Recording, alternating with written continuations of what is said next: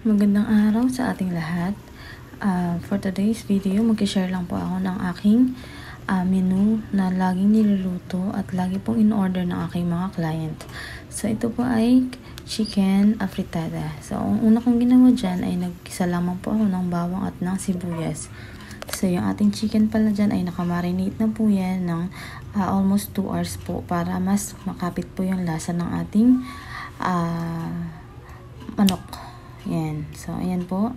Gisahin lang lamang natin siya.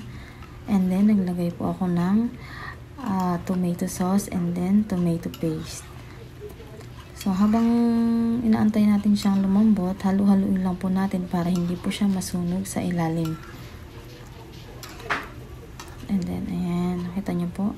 Yung kulay ng ating manok ay nag-iba na siya. And then, naglagay ako ng laurel at ng bell pepper.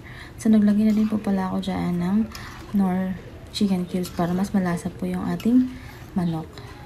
So, ayan, halo-halo lang po para hindi po masunog yung ilalim ng ating chicken afritada. So, ayan guys. Ayan, nakita niyo po yan. Ang ganda ng kulay ng ating afritada. So, yung carrots at saka yung patatas po pala guys ay aking pinirito muna bago siya nilagay dyan.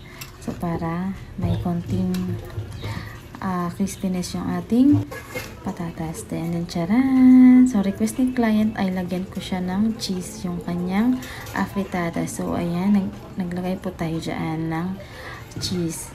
So, ayan, hope na may natutunan kayo sa ating menu for today. So, ayan guys. Thank you for watching. God bless. Bye everyone.